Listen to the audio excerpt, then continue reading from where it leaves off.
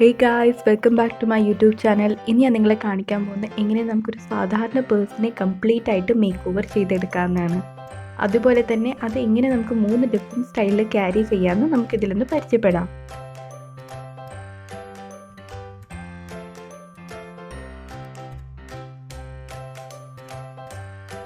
അപ്പോൾ ഞാനിവിടെ പേഴ്സ് എടുത്തേക്കുന്ന ഇതാണ് ഞാൻ മേക്ക് ഓവർ ചെയ്യാൻ ഉദ്ദേശിക്കുന്ന പേഴ്സ്. അപ്പോൾ പേഴ്സിൻ്റെ ഫ്ലാപ്പ് റീജിയൻ എന്ന് വെച്ചാൽ അതിൻ്റെ മോൾ ഭാഗം, അതിൻ്റെ നീളവും വീതിയും ഒന്ന് അളന്നെടുക്കുക. എന്നിട്ട് അതേ നീളവും വീതി ഒരു വൈറ്റ് ഫേബ്രിക്കിൽ മെഷർ ചെയ്തിട്ട് നമുക്കതിൽ നിന്ന് കട്ട് ചെയ്തെടുക്കാം. പിന്നെ ശ്രദ്ധിക്കേണ്ട ഒരു കാര്യം എന്ന് വെച്ചാൽ 2 സൈഡിലും അര ഇഞ്ച് വെച്ചിട്ട് വിടാൻ മറക്കരുത്.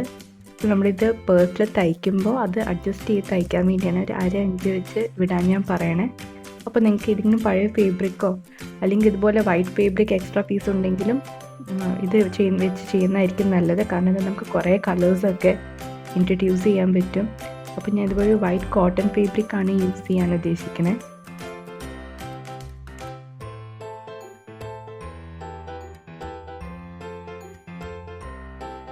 ഇനി അടുത്തായിട്ട് ഒരു സ്പോഞ്ച് എടുക്കുക. ചെറിയൊരു സ്പോഞ്ചിൻ്റെ കഷ്ണം മതി. പിന്നെ എൻ്റെ കയ്യിൽ വെച്ചുള്ള ഒരു ബ്ലാക്ക് ക്ലോത്തിൻ്റെ പീസാണ് ഞാൻ എടുത്തേക്കണേ. ഞാൻ നേരത്തെ ഒരു ട്രേസിങ് പേപ്പറിൽ ഇതുപോലെ ഒരു ആനയുടെ പിക്ചർ നേരത്തെ കട്ട് ചെയ്ത് വെച്ചിട്ടുണ്ടായിരുന്നു. ഇത് 3 കൂടി നമുക്ക് മുട്ടുസൂചി വെച്ചിട്ടൊന്ന് ഫിക്സ് ചെയ്ത് കൊടുക്കാം. ഇത് കട്ട് ചെയ്യുമ്പോൾ അത് നീങ്ങാണ്ടിരിക്കാൻ വേണ്ടിയാണ് ഇങ്ങനെ മുട്ടുസൂചി വെച്ച് ഫിക്സ് ചെയ്യുന്നത്. എന്നിട്ട് ഇത് 2 കൂടി നമുക്കൊന്ന് ഫെവിക്രിലിൻ്റെ ഫേബ്രിക് ഗ്ലൂ വെച്ചിട്ട് സ്റ്റിക്ക് ചെയ്ത് കൊടുക്കാം. അപ്പോൾ നമ്മൾ എപ്പോഴും ഏതെങ്കിലും തുണി ആണ് സ്റ്റിക്ക് ചെയ്യാൻ ഉദ്ദേശിക്കണമെങ്കിൽ എപ്പോഴും ഫെവിക്രിലിൻ്റെ ഫേബ്രിക് ഗ്ലൂ വേണം യൂസ് ചെയ്യാൻ. സാധാരണ ഫെവിക്കോൾ യൂസ് ചെയ്യാൻ പാടില്ല. ഇപ്പോൾ 2 വാഷ് കഴിയുമ്പോഴത്തേക്കും അതൊക്കെ അടർന്നു പോകും.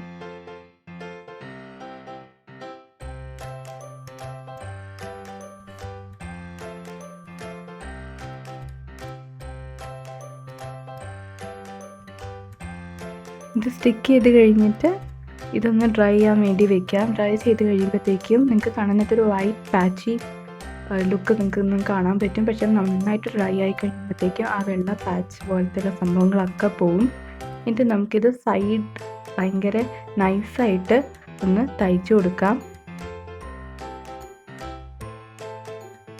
ഇപ്പം ഞാൻ തയ്ച്ചെടുത്തിട്ടുണ്ട്. പിന്നെ ഇതിന് ഫിനിഷിങ്ങിന് വേണ്ടി ഇവിടെ ബീഡ്സാണ് വെച്ച് കൊടുക്കുന്നത്. അപ്പോൾ ബീഡ്സ് ഞാൻ തയ്ച്ചു പിടിപ്പിക്കുക ചെയ്യുന്നത്. ഞാൻ ഒന്നും തന്നെ ഇതിനകത്ത് സ്റ്റിക്ക് ചെയ്യുന്നില്ല. കാരണം നല്ല ഈ ബാഗൊക്കെ നമ്മുടെ എപ്പോഴും റഫായിട്ട് യൂസ് ചെയ്യുന്ന ഒരു സാധനമാണ്.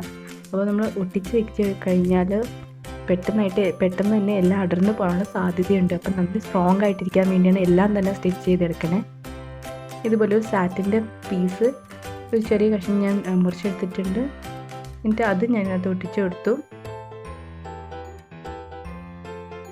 ബാക്കി വരുന്ന വൈറ്റ് പോർഷനിൽ റെഡും ബ്ലൂവിൻ്റെ കോമ്പിനേഷനിൽ ഫേബ്രിക് പെയിൻ്റ് ആണ് ചെയ്യുന്നത്. അപ്പം എപ്പോഴും തുണിയിൽ ചെയ്യുന്നത് ഫേബ്രിക് പെയിൻ്റ് ആണ്. പോസ്റ്റർ കളേഴ്സ് വെച്ചിട്ടൊന്നും പെയിൻറ്റ് ചെയ്യരുത്.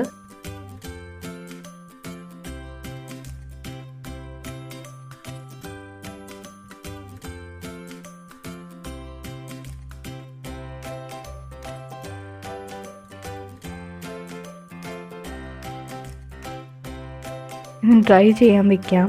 കംപ്ലീറ്റ് ആയിട്ട് ഡ്രൈ ആയി കഴിയുമ്പോഴത്തേക്കും പിന്നെ കുറച്ചും കൂടി ഒരു ഷൈനിയർ അപ്പിയറൻസ് കൊടുക്കാൻ വേണ്ടി സീക്വൻസ് ബീഡാണ് ഉപയോഗിക്കുന്നത്. അപ്പോൾ ഇത് ഭയങ്കര വലിയ സൈസ് ആയത് കാരണമാണ് ഞാൻ ചെറുതാക്കുന്നത്. അപ്പോൾ നിങ്ങളുടെ ഇഷ്ടം അനുസരിച്ച് ഇതിനകത്ത് എന്ത് ഡെക്കറേഷൻസ് വേണമെങ്കിലും ചെയ്യാം. വേണമെങ്കിൽ ബീഡ്സ് ഉപയോഗിക്കാം, അല്ലെങ്കിൽ ഇതുപോലെ സീക്വൻസ് വർക്ക് ചെയ്യാം, അല്ലെങ്കിൽ സാധാരണ പെയിൻറ്റ് ചെയ്താലും മതി. അപ്പോൾ ഇതൊക്കെ ആപ്ലിക് വർക്കാണ് പറയുകയാണെങ്കിൽ നമ്മളൊരു പീസ് ഓഫ് ഫേബ്രിക്കിന് തയ്ച്ചു പിടിപ്പിക്കുന്നത് നമ്മൾ ആപ്ലിക് വർക്ക് എന്നാണ് പറയണേ. ഇതുപോലെ ഫെവിക്രിലിൻ്റെ 3D ഔട്ട്ലൈനർ വെച്ചിട്ട് നമുക്ക് ഫെർദർ ഡെക്കറേഷനൊക്കെ ചെയ്യാം.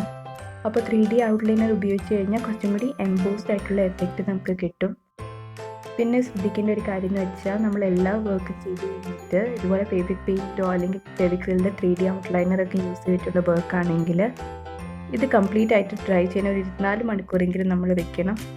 എന്നിട്ട് അത് തുണി മറിച്ച് വെച്ചിട്ട് നല്ലോണം ഒന്ന് അയൺ ചെയ്ത് കൊടുക്കണം.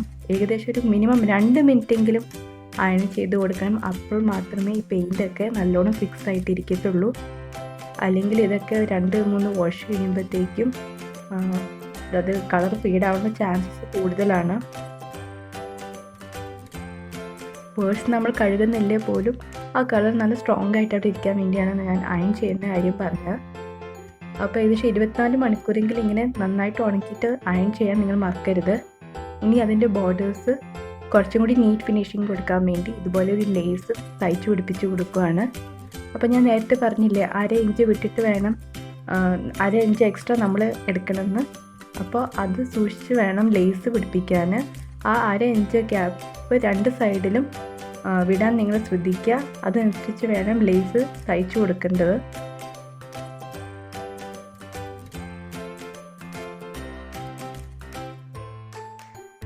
ഇപ്പോൾ ഞാൻ 2 സൈഡിൽ ലേസ് പിടിപ്പിച്ച് കഴിഞ്ഞു. ഇനി നമുക്ക് ഈ കംപ്ലീറ്റ് ആയിട്ടുള്ള ഫാബ്രിക് നമ്മൾ ചെയ്ത് വെച്ച വർക്ക് നമ്മുടെ പേഴ്സിൻ്റെ ഫ്ലാപ്പിൽ പിടിപ്പിച്ച് കൊടുക്കാം. അപ്പോൾ ഞാൻ നിങ്ങളെ കാണിച്ചു തന്നില്ലേ ഞാൻ ആ 1/2 ഇഞ്ച് വിട്ടത് എന്തിനാണെന്ന്. ഇപ്പോൾ നിങ്ങൾക്ക് മനസ്സിലായല്ലോ. ഈ 1/2 ഇഞ്ചാണ് ഞാൻ ഇനി പേഴ്സിൻ്റെ അതിച്ച് തയ്ക്കാൻ പോകുന്നത്. സാധാരണ ഒരു സൂചിയാണ് എടുത്തേക്കണേ. അപ്പോൾ ഇത് പേഴ്സിൻ്റെ ഫ്ലാപ്പിൽ കംപ്ലീറ്റ് ആയിട്ട് പെനിട്രേറ്റ് ചെയ്യരുത് ഈ നീഡിൽ, അല്ലെങ്കിൽ നീഡിൽ പെട്ടെന്ന് ഒടിഞ്ഞു പോകും. അപ്പോൾ ജസ്റ്റ് ആ പേഴ്സിൻ്റെ ഒരു സിംഗിൾ ലെയറിൽ മാത്രം ഇത് പാസ് ചെയ്താൽ മതി. ഇത് ഫിക്സ് ആയിട്ട് നിന്നോളും, പെട്ടെന്ന് വിട്ടു പോകത്തൊന്നുമില്ല. അല്ലെങ്കിൽ ഇതുപോലത്തെ കട്ടി കുറഞ്ഞ സൂചി എടുക്കുകയാണെങ്കിൽ സാധാരണ ഇതിൽ പൊട്ടിപ്പോവും. അപ്പോൾ ഇതുപോലെ സിംഗിൾ ലെയറിൽ മാത്രം സൂചി കയറ്റിയിട്ട് തയ്ക്കുക. ഇപ്പോൾ നല്ല പ്രോപ്പറായിട്ട് ഫിക്സ് ആയിട്ടുണ്ട്. ഈ വൈറ്റ് ഭാഗം നിങ്ങൾ കാണുന്നില്ല. അപ്പോൾ അത് പ്രോപ്പർ ഫിനിഷിങ് കൊടുക്കാൻ വേണ്ടി ഇതുപോലെ ഒരു ലേസ് ഫാബ്രിക് ഗ്ലൂ വെച്ചിട്ടോ അല്ലെങ്കിൽ ഇതുപോലെ സ്റ്റിച്ച് ചെയ്ത് കൊടുക്കാം. അപ്പോൾ നമ്മുടെ പേഴ്സ് ഇവിടെ റെഡി ആയി കഴിഞ്ഞു. ഇനി നിങ്ങൾക്കിത് സ്ലിംഗ് ബാഗ് ആയിട്ടാണ് യൂസ് ചെയ്യുന്നതെങ്കിൽ നിങ്ങളുടെ ഏതെങ്കിലും പഴയ ബാഗിൻ്റെ സ്ലിംഗ് എടുക്കുക. അല്ലെങ്കിൽ ഇതുപോലത്തെ സ്ലിംഗ് മാർക്കറ്റിൽ അവൈലബിൾ ആണ്. ഈ സ്ലിംഗും ഞാൻ ചെറുതായിട്ടൊന്ന് തയ്ച്ചു കൊടുക്കുകയാണ്. ഇത് ആക്ച്വലി തയ്ച്ച് കൊടുത്തില്ലെങ്കിൽ പോലും ഈ സ്ലിംഗ് ഒന്നും പെട്ടെന്ന് ഊരി പോരത്തൊന്നുമില്ല. എന്നാലും ഞാൻ നന്നായിട്ടൊന്ന് തയ്ച്ചു കൊടുക്കുകയാണ്. അപ്പോൾ നല്ല കട്ടിയിലുള്ള നൂല് വേണം എടുക്കാൻ ഇതൊക്കെ തയ്ക്കാൻ. അതുപോലെ നീഡിലാണെങ്കിൽ പോലും കംപ്ലീറ്റ് ആയിട്ട് പെനിട്രേറ്റ് ചെയ്യരുത്, നീഡിൽ ഒടിഞ്ഞു പോകും. അപ്പം ഇതുപോലെ ബാഗ് നിങ്ങളും തയ്യാറാക്കി നോക്കുക. 3 ഡിഫറെൻറ്റ് സ്റ്റൈലിൽ ഇതിടുക. അപ്പോൾ എല്ലാവർക്കും എൻ്റെ ഈ വീഡിയോ ഇഷ്ടമായെന്ന് ഞാൻ വിശ്വസിക്കുന്നു. നിങ്ങളെൻ്റെ ചാനൽ ആദ്യമായിട്ട് കാണണമെങ്കിൽ ഈ ചാനൽ സബ്സ്ക്രൈബ് ചെയ്യാൻ മറക്കരുത്. നിങ്ങൾക്ക് ഈ വീഡിയോ ഇഷ്ടമായെങ്കിൽ ഈ വീഡിയോയ്ക്ക് മാക്സിമം ലൈക്ക് കൊടുക്കുക. നിങ്ങളുടെ ഫീഡ്ബാക്കും കമൻസൊക്കെ കമൻറ്റ് ബോക്സിൽ ഇടാൻ മറക്കരുത്. അതുപോലെ നിങ്ങളുടെ ഫ്രണ്ട്സായിട്ട് മാക്സിമം ഷെയർ ചെയ്യുക. പുതിയ വീഡിയോസിൻ്റെ നോട്ടിഫിക്കേഷൻ ആദ്യം തന്നെ കിട്ടാൻ വേണ്ടി ബെൽ ഐക്കൺ അമർത്താനും മറക്കരുത്.